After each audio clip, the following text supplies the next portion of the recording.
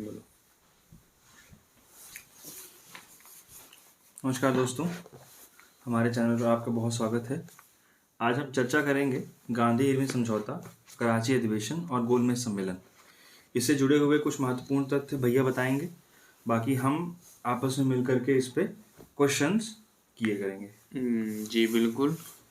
और बिना टाइम को वेस्ट किए हम क्वेश्चन शुरू करते हैं। जी, तो क्वेश्चन पूछिए पहले, उसी के साथ साथ हम मतलब जो फैक्ट्स हैं हम बताते चलेंगे और क्वेश्चन भी हमारा तैयार होता रहेगा। ठीक ठीक।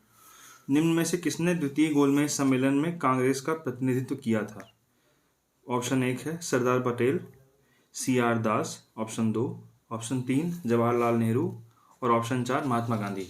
महात्मा गांधी ने किया था। जी तो ये तो आप लोग को पता ही होगा कि 3 गोलमेज सम्मेलन हुए थे जी, और तीनों कहाँ हुए थे? लंदन में ही हुए तीनों थे। लंदन में हुए थे। ठीक। जी। और कांग्रेस सेकंड में पार्टिसिपेट की थी और जिसके मतलब कि गांधी जी गए थे। जी मतलब कांग्रेस की तरफ से गांधी जी गए थे। और तीनों के डेट क्या क्या थे? जो कि जैसे पहला गोलमेज सम्मेलन हुआ था जी 12 नवंबर 1930 से 19 जनवरी 1930। 1930 तक। ठीक। और जी। दूसरा हुआ था 7 सितंबर 1931 से 1 दिसंबर 1931। जी और तीसरा हुआ था 17 नवंबर 1932 से 24 दिसंबर 1932। जी तो 30, 31 और 32 अगर कभी सीक्वेंस पूछे तो 30 से शुरू हुआ था जी और 32 तक चला। 3 गोलमेज सम्मेलन। और पहले और दूसरे के बीच में कुछ घटनाएं हुई थी, जी और जैसे कि गांधी इरविन समझौता भी हुआ था जी और भगत सिंह, राजगुरु और सुखदेव को फांसी हुई फांसी थी दी और गई थी कराची और कराची अधिवेशन हुआ अधिवेशन था। हुआ था। जी तो ये तीनों कई बार मतलब पेपर में ये सवाल आता है कि सीक्वेंस मिलाने के लिए मतलब जो सन के अनुसार सीक्वेंस मिलाना होता है। तो अगर आपको घटनाएं याद रहेंगी कि पहले गोलमेज सम्मेलन के बाद क्या क्या हुआ था, दूसरे के बाद क्या हुआ और तीसरे के बाद क्या हुआ।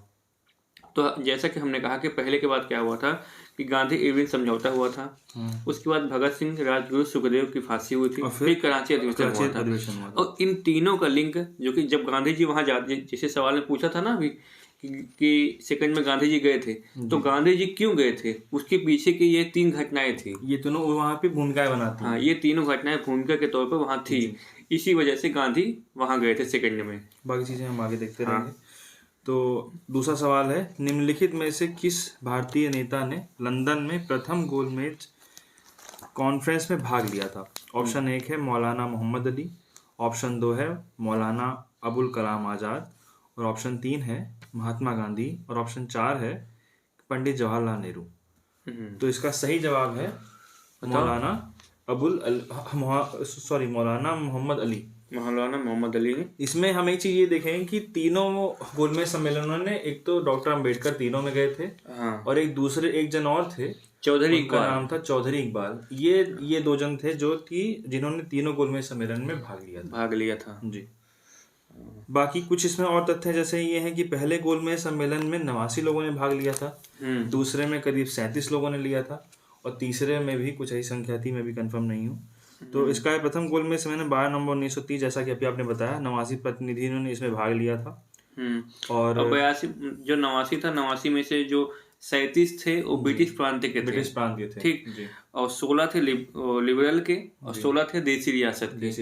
तो ये 16 और 37 की संख्या थी। तो 37 थे और 16 थे, और ये 37 नहीं 57 थे, तभी तो वो 89 होंगे। 57 थे और 16 थे लिबरल के और 16 थे देसी रियासत के।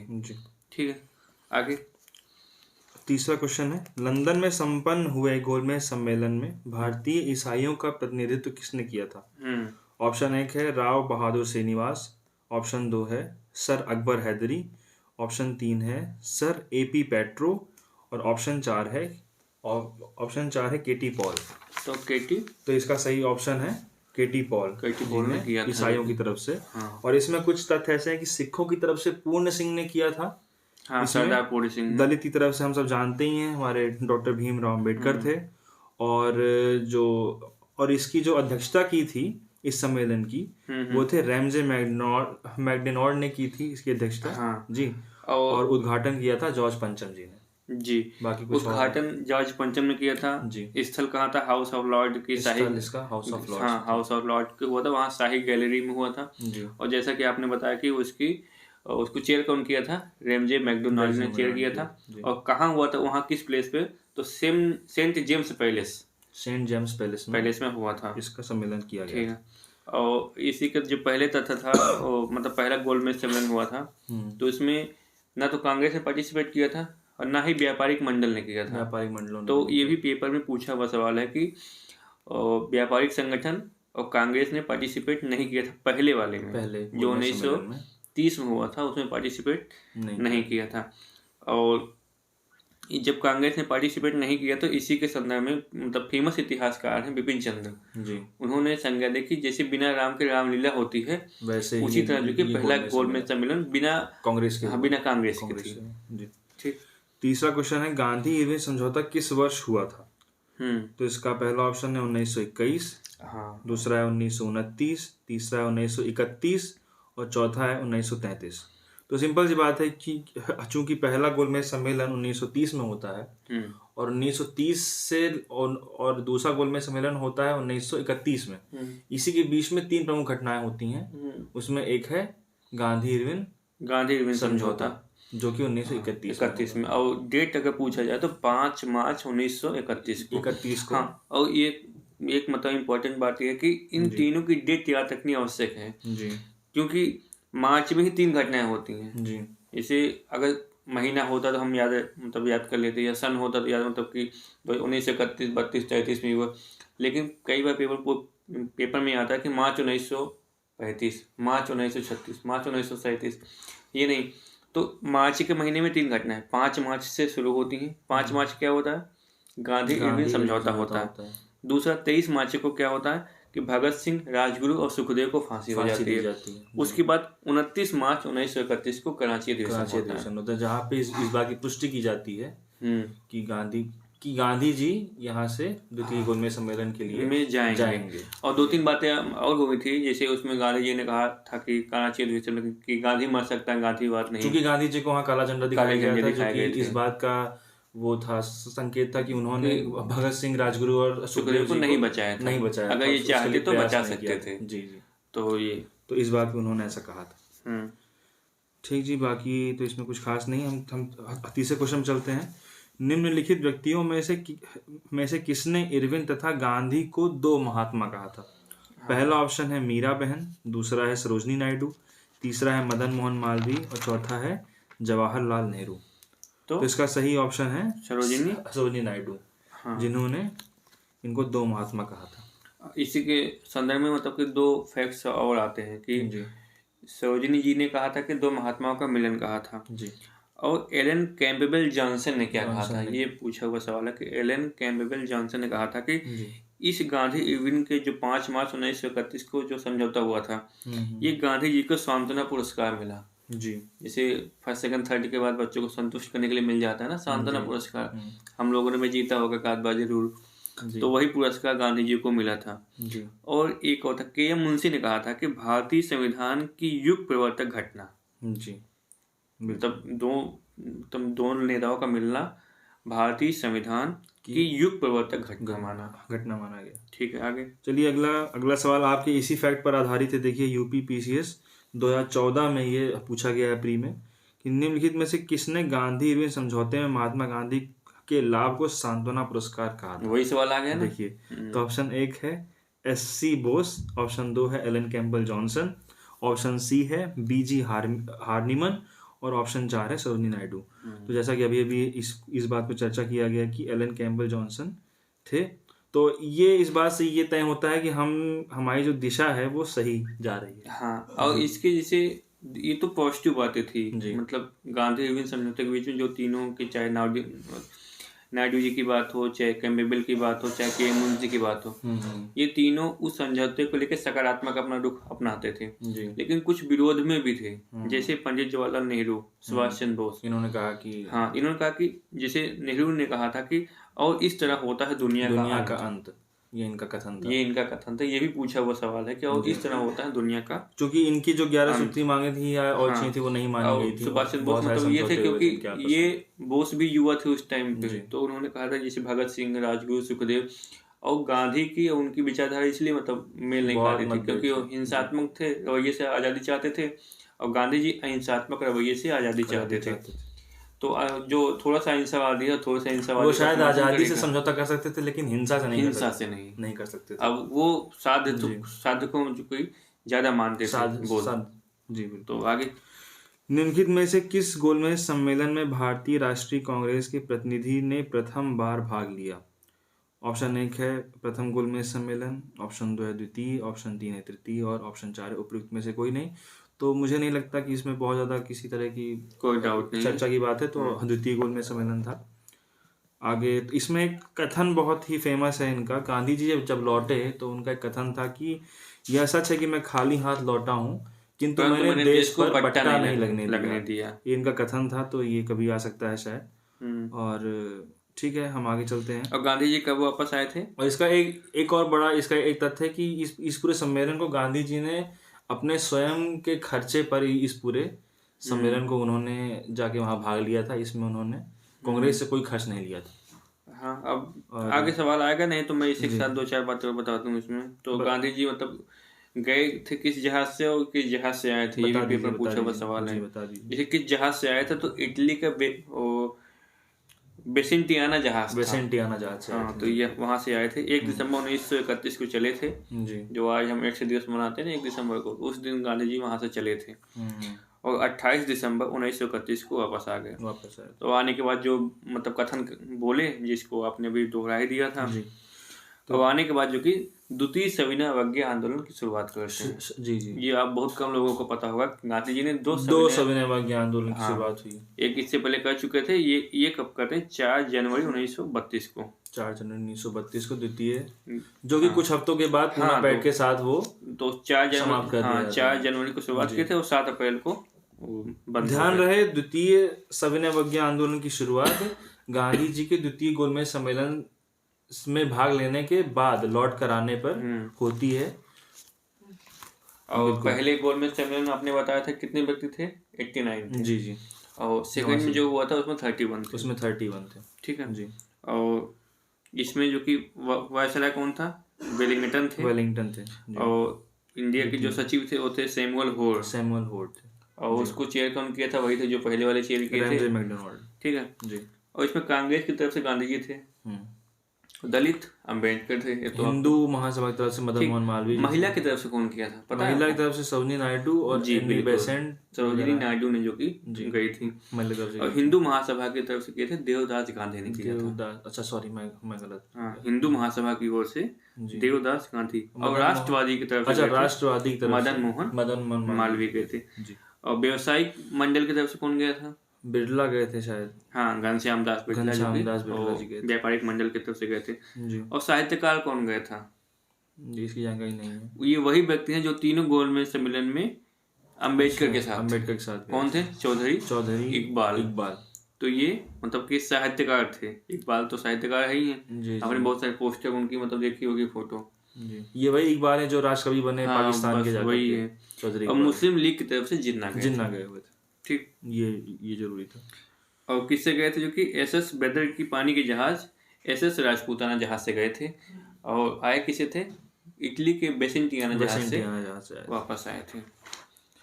और उसके बाद गांधी जी के जो 3 निजी सचिव थे, कौन? प्यारेलाल, महादेव देसाई और देवदास गांधी। प्यारेलाल और महादेव देसाई, ये 3 सचिव थे गांधी जी के। और एक थे गांधी जी के सहकारी सचिव जी। ये कौन थे? मेडलिन इस्लेन या जो कि मीराबेन जी। और इसमें नायडू जी भी गई थी, एनी बेसेंट भी गई थी। बाकी हम कुछ क्वेश्चन कर लें आगे। हाँ, उसके साथ साथ फिर होता रहेगा। तो आगे क्वेश्चन है कि महात्मा गांधी जब द्वितीय गोलमेज सभा में भाग लेने गए थे तो लंदन में कहाँ ठहरे थे? तो ऑप्शन है सेंट जेम्स पैलेस, ऑप्शन दूसरा है किंग्सले हॉल में, ऑप्शन तीसरा है इंडिया हाउस में, या ऑप्शन 4 है उपयुक्त में से कोई नहीं। तो इसका सही जवाब है किंग्सले हॉल में। हाँ, किंग्सले ये ठहरे थे। और जो हुआ था, जो कि कहाँ हुआ था? सेंट जेम्स पैलेस में हुआ था। ठहरे वहां। फिर से इसमें दोहरा दिया जाए कि गांधी जी एसएस राजपूताना नामक जहाज से लंदन गए थे। हाँ, और ये वो तथ्य है जो कि लगातार इसको इटली के बेसेंटियाना जहाज से लौटे वापस आए थे जी। बिल्कुल। अगला क्वेश्चन है बकिंघम पैलेस में 1931 ईस्वी में महात्मा गांधी और जॉर्ज पंचम के बीच मुलाकात के संदर्भ में निम्नलिखित में से कौन सा कथन असत्य है? जी बिल्कुल, पूछिए। पहला कथन है, बकिंघम पैलेस में सर सैमुअल हॉरे ने गांधी का परिचय सम्राट से करवाया। दूसरा कथन है, 15 नवंबर 1931 में ईस्वी में गांधी ने सम्राट से मुलाकात की। तीसरा कथन है, सम्राट ने उनसे पूछा, गांधी महोदय, आपने मेरे पुत्र की भारत यात्रा का बहिष्कार क्यों किया? और चौथा कथन है, गांधी ने उत्तर दिया, मैंने उनका बहिष्कार आपके पुत्र के रूप में नहीं किया बल्कि ब्रिटिश ताज के प्रतिनिधि के रूप में किया। और इसका क्वेश्चन क्या था कि बकिंघम पैलेस में 1931 ईस्वी में महात्मा गांधी और जॉर्ज पंचम के बीच मुलाकात के संदर्भ में इन सारे कथनों में से कौन सा कथन असत्य है? तो इसमें जो इनका जो चौथा कथन है ये असत्य है। गांधी जी ने उत्तर दिया, मैंने उनका बहिष्कार आपके पुत्र के रूप में नहीं किया बल्कि ब्रिटिश ताज के प्रतिनिधि के रूप में किया। इसकी हम कुछ विश्लेषण कर लें तो बकिंघम पैलेस में सर सैमुअल हॉरे ने गांधी का परिचय सम्राट से करवाया था। 19 नवंबर 1931। सैमुअल हॉरे कौन थे? मैंने बताया थे इनके शायद ये भारत सचिव थे जी। तो 19 भारत सचिव थे, इनके सचिव नहीं थे, भारत सचिव ये भारत सचिव थे। 19 नवंबर 1931 को महात्मा गांधी और जॉर्ज पंचम के बीच मुलाकात हुई। सम्राट ने उनसे पूछा, गांधी महोदय, आपने मेरे पुत्र की भारत यात्रा का बहिष्कार क्यों किया? मतलब ये कथन सही था। गांधी ने उत्तर दिया था, मैंने उनका बहिष्कार आपके पुत्र के रूप में नहीं बल्कि ब्रिटिश राज के प्रतिनिधि के रूप में किया है। और वहां पे कथन क्या था कि आपके पुत्र के रूप में नहीं बल्कि ब्रिटिश राज के। अच्छा, मैं यहाँ माफी चाहूंगा, ये बी और डी में यहाँ गलती हो गई। इसमें ऑप्शन होना चाहिए था बी, और यहाँ पे जो ऑप्शन यहाँ जो छपा है वो है डी एक्चुअली। तो वो थोड़ा सा गलती हो गई। कई बार किताबों में भी गलती मिल जाती है। तो 15 नवंबर जी, तो ये 15 नवंबर 1931 ईस्वी में गांधी ने सम्राट से मुलाकात की, ये ऑप्शन इसमें गलत है। और यहाँ पे जो यहाँ पे जो तारीख है वो है 29 अगस्त 1931 को इनकी यहाँ पे मुलाकात हुई थी, 19 नवंबर 1931 को। ठीक, आगे चलते हैं। अगला सवाल है, निम्नलिखित नेताओं में से कौन द्वितीय गोलमेज सम्मेलन में भाग नहीं लिया था?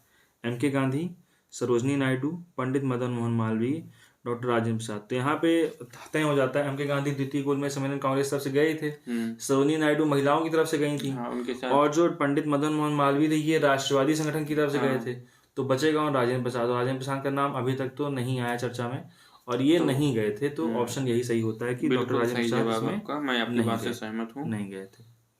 बाकी अगला क्वेश्चन, और इससे कुछ जुड़ा हुआ कुछ आपके पास अगर तथ्य हो तो आप साझा करें। नहीं, वो मैंने फिर से बता दिया। मतलब महात्मा गांधी भोपाल के नवाब भी गए थे। ऐसा कहीं पूछेगा तो देसी रियासत देखे तो भोपाल के नवाब गए थे। नवाब आप टहलने निकल जाते थे। हाँ, नवाब घूमने का मौका मिलता पैसे थे, पैसे खर्च करने आवश्यक होता तो निकल जाते थे घूमने, मौज मस्ती करने। अगला क्वेश्चन है, उस भारतीय का क्या नाम था जिसने तीनों गोलमेज सम्मेलनों में भाग लिया था? ये क्वेश्चन अभी आया ही था। चौधरी इकबाल और अम्बेडकर, ये दोनों नाम जहाँ भी आएंगे वही होगा। अगला क्वेश्चन है कि निम्नलिखित में से किसने भारतीय राष्ट्रीय कांग्रेस के कराची अधिवेशन 1931 को महात्मा गांधी की लोकप्रियता और सम्मान की पराकाष्ठा माना है? इसका पहला ऑप्शन है सुभाष चंद्र बोस, दूसरा ऑप्शन है पट्टाभी सीतारमैया, तीसरा ऑप्शन है सरदार वल्लभ भाई पटेल, और चौथा ऑप्शन है सरदार किशन सिंह।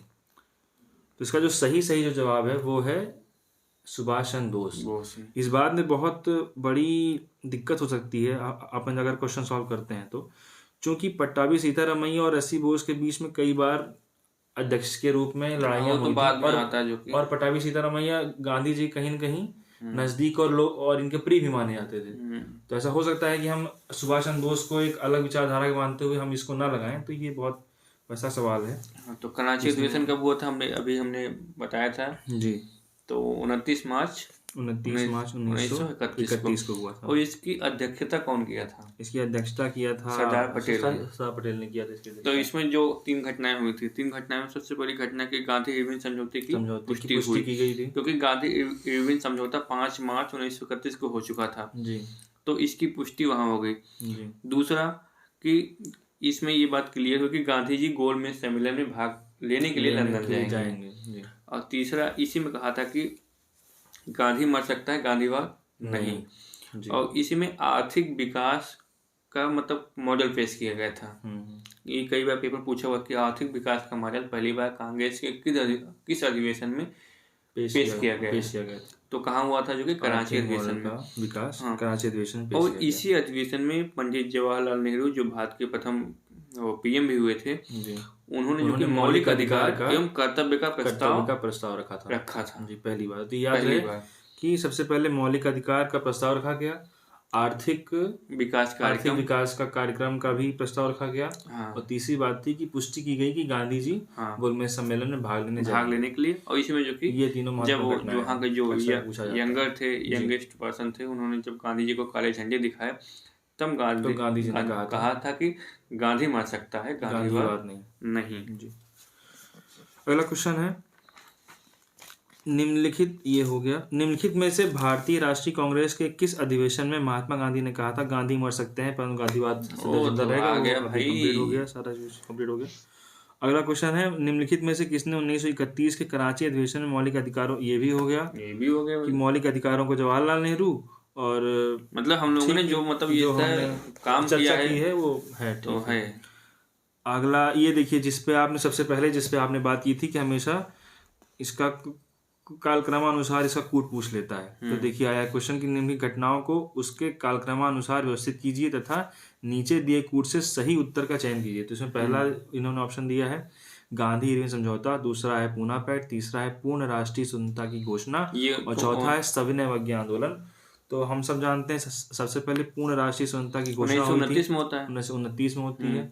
उसके बाद फिर आपकी सविनय अवज्ञा आंदोलन 1930 में आता है। इसके बाद फिर आपका आता है गांधी इरविन समझौता और फिर पूना पैक्ट 31 में, पूना पैक्ट 32 में। तो ये तो सन वाइज है, मतलब कि 29, 30, 31, 32। इसी के साथ हमने 3 टॉपिक कंप्लीट किए। कराची अधिवेशन, इसी में 2 बातें और है जो उसी के साथ हम ये वाला टॉपिक हम खत्म करेंगे। गांधी जी जब गए थे दूसरे गोलमेज सम्मेलन में जब भाग लेने गए थे, तो वहाँ कुछ लोगों ने गांधी जी को देखकर कुछ कहा था जी ना, क्योंकि ये अपना कोट पैंट में तो गए नहीं थे कि सूट बूट पहन के गए थे। वो तो अपने वहां से मतलब कि छोड़ आए थे, मतलब जैसे देशद्रोही फकीर कहा था। हाँ, किसी ने तो चर्चिल ने लॉर्ड वेलिंगटन ने कहा था कि अंधविश्वासों का भगवान कथन ये था गांधी को देख के, जो कि क्योंकि यहाँ के लोग गांधी को भगवान ही मानते थे। जादू जैसे आजकल एनसीईआरटी में भी लिखा है, जैसे आजकल हमारे प्रधानमंत्री जी हैं, जहाँ जाते हैं वहाँ छा जाते हैं, जहाँ हम खड़े हो जाते हैं वहीं से लाइन वहीं से लग जाती है। तो मोदी जी जैसे अभी गए थे लक्षद्वीप गए थे तो बवाल मच गया था, उसकी चर्चा हम बाद में करेंगे। और चर्चिल ने कहा था कि देशद्रोही फकीर और कमबख्त बुढ़ा, 2 बातें कही थी। किसने? चर्चिल ने कही थी, देशद्रोही फकीर और कमबख्त बुढ़ा। और फ्रैंक मोरिस ने कहा था कि अर्धनंगा फकीर ने कहा था, अर्धनंगा फकीर। तो 3 बातें। अंधविश्वासों का भगवान किसने कहा? लॉर्ड वेलिंगटन ने कहा। और ये क्या थे उस टाइम पे? वायसराय थे जी। चर्चिल ने कहा था कि देशद्रोही फकीर और कमबख्त बुढ़ा, और फ्रैंक मोरिस ने कहा था अर्धनंगा फकीर। तो इसी के साथ हमारा पहला गोलमेज सम्मेलन, दूसरा और तीसरा, कुछ बातें आ गई। ये पहले और दूसरे की बातें जो बीच में आनी थी, जैसे गांधी इरविन समझौता हुआ और भगत सिंह, राजगुरु, सुखदेव को फांसी हुई, ठीक, और तीसरा कराची अधिवेशन, ये बातें हमने यहाँ कर ली। तो अभी वाली वीडियो में हम यही समाप्त करेंगे। फिर इसके बाद हम थोड़ी देर बाद हम दूसरे वीडियो बनाएंगे, इसमें आगे की चर्चा करेंगे कि तीसरा गोलमेज सम्मेलन भी आप यहाँ चर्चा कर ही लीजिए। तीसरा तो कुछ ज्यादा है ही नहीं खास, वो छोटा सा ही था। हाँ, तीसरे मतलब कि हुआ था बकिंगम पैलेस में हुआ था, उसको चेयर करके किया था, जो पहला दूसरा किया था, भाई तीसरा भी किया था। और इसमें 46 मेंबर थे। 46 पहले में 89, दूसरे में 31 और तीसरे में 46। और इसमें कांग्रेस और लेबर पार्टी शामिल नहीं थी। यहाँ इसमें लेबर पार्टी भी शामिल नहीं थी। पहले वाले व्यापारिक मंडल और कांग्रेस शामिल नहीं था। हाँ जी। और इसमें मतलब 2 मेन बातें थी जो मैं बताना चाहूंगा कि इसमें कि चौधरी रहमत अली ने पाक, यानी जिससे बाद में पाकिस्तान की पाक का अर्थ समझाया कि पाक का मतलब क्या होता है। पाक यानी कि पवित्र भूमि, ठीक। तो चौधरी क्या नाम था फिर से यार? चौधरी रहमत अली, बिल्कुल ठीक। तो ये बातें अब कब हुआ था? 17 नवंबर 1932 से 24 दिसंबर 1932 के बीच हुआ था। तो ये पहला, दूसरा, तीसरा गोलमेज सम्मेलन हो गया। और बाकी कुछ बातें हैं मतलब कि जो दूसरे और तीसरे के बीच में हुई थी, जैसे सांप्रदायिक पंचांग, जिसे हम बाद में कि मैकडोनाल्ड पंचांग भी कहते हैं, और पूना पैक्ट हुआ था। तो सवाल के साथ हम कर लेंगे उसको। चलिए, तो अगली वीडियो में करें, किसी कर ही लिया जाए क्या, कर लेते हैं, पूना पैक्ट हो जाएगा। चलो कर लेते हैं फिर। तो निम्नलिखित में से किसने सांप्रदायिक अधिनिर्णय घोषित किया? पहला ऑप्शन है रैमजे मैकडोनाल्ड, दूसरा स्टैनले बॉल्डविन। इसी के नाम से है, तो चूंकि रैमजे मैकडोनाल्ड के ही नाम से है, इसीलिए और इन्होंने अध्यक्षता की थी, तो इसलिए इनका नाम मैकडोनाल्ड पंचांग भी कहा जाता है इसे। और इसके बाद मैकडोनाल्ड के सांप्रदायिक पंचांग, जो कि कम्युनल अवार्ड के नाम जाना जाता है, डेट कब है? 16 अगस्त 1932 को। तो दूसरा क्वेश्चन है, मैकडोनाल्ड के सांप्रदायिक पंचांग या कम्युनल अवार्ड्स ने किसे पृथक चुनाव क्षेत्र एवं आरक्षित सीटें आवंटित नहीं की थी? ये तो जरूरी सवाल है, बहुत बार पूछा भी गया है। पहला है मुसलमानों को, दूसरा है सिखों को, और तीसरा है अनुसूचित जातियों को, चौथा है बौद्धों को। तो बौद्धों को कम्युनल अवार्ड में पृथक चुनाव क्षेत्र के लिए आरक्षित सीटें नहीं आवंटित की गई थी।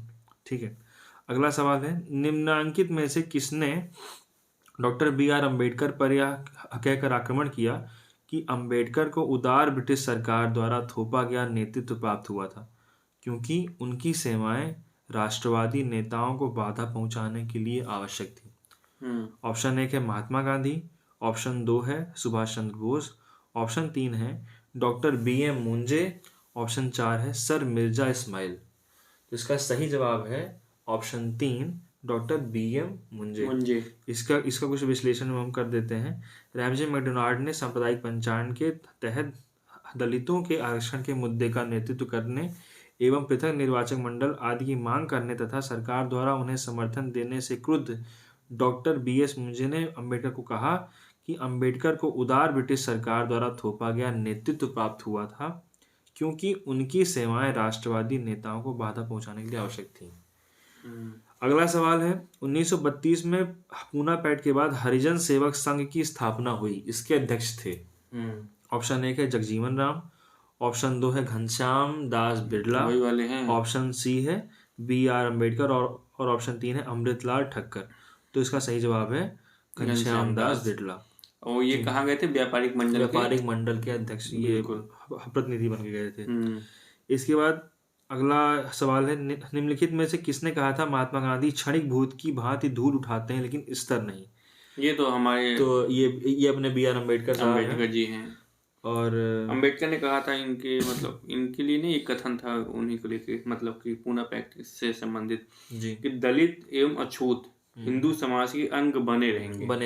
बिल्कुल ठीक, ये अलग नहीं रहेंगे, क्योंकि समझौता हो गया था कि दलित एवं अछूत हिंदू समाज के अंग बने रहेंगे, सब मिलकर आजादी के लिए लड़ाई लड़ेंगे जी। दलितों को पृथक निर्वाचन मंडल नहीं चाहिए। ये बात हुई थी भाई जब पूना पैक्ट समझौता हो गया उसके बाद। और ये ध्यान रहे, ये निष्कर्ष में ये बातें कही थी उन्होंने। पूना पैक्ट समझौता गांधी जी की तरफ से जिसने किया वो थे मदन मोहन मालवीय जी ने साइन किया था। और योगदान किसका रहा है? मदन मोहन मालवीय का रहा है, और MC रजा का रहा है, राजा गोपालाचारी का रहा है, और पुरुषोत्तम दास टंडन। ये सब मनाए गांधी जी को, ये सब गांधी जी मनाए भाई गांधी जी मान जाओ छोड़िए मान जाए। और अन्य के जो सिग्नेचर रहे हैं बहुत सारे लोग, जैसे MR जयकर, देवदास गांधी, विश्वास, राजा भोज, गवई, ठक्कर, बालू, तेज बहादुर, राजा गोपालाचारी, घनश्याम दास बिरला, MC रजा, राजेंद्र प्रसाद और CV मेहता, इनके सिग्नेचर भी हुए थे। बिल्कुल। तो एक बार नाम आप लोग अब गूगल करिएगा, हम एक बार दोहरा देते हैं, सुन लीजिए कि MR जयकर, देवदास गांधी, विश्वास, राजभोज, गवई, ठक्कर, बालू, तेज बहादुर सप्रू, राजा गोपालाचारी, घनश्याम दास बिरला, MC रजा, राजेंद्र प्रसाद और CV मेहता। इसमें ये क्वेश्चन आ सकता है कि इतने लोगों में से कौन नहीं था? इनमें से कौन नहीं था? बिल्कुल। अगला है, और ये लास्ट क्वेश्चन है कि ऑपरेशन रूबिकॉन वह कूट शब्द था जिसे भारत में ब्रिटिश सरकार द्वारा निम्नलिखित में से किस संदर्भ में प्रयोग में लाया जाना था? तो ऑप्शन पहला है जेल में गांधी के आमरण अनशन, दूसरा है जयप्रकाश नारायण की गतिविधियां, तीसरा है गोलमेज सम्मेलन में गांधी की सहभागिता, और चौथा है उपरोक्त में से कोई नहीं। इसका सही जवाब है गांधी जी को जेल में मतलब जेल में गांधी के आमरण अनशन को लेकर के ये ऑपरेशन रूबिकॉन चलाया गया। तो इसके बारे में आप जानना चाहते हैं तो इसी मतलब चैनल के हमारे चैनल पे ये ऑपरेशन रूबिकॉन के नाम से आप सर्च करिएगा जो कि तो मिल जाएगा चीजें। तो ये हो गया, तो इसी के साथ ये पूरा टॉपिक, तो ये टॉपिक हमारा खत्म हो गया। बाकी ये सीरीज ऐसी आती है, ये सीरीज चलती रहेगी, आप लोग अपना प्यार बनाए रखिए और लगातार हम आपके लिए काम करते रहेंगे। इसमें आपका हमारा सबका फायदा होगा। हित है। ठीक, नमस्कार।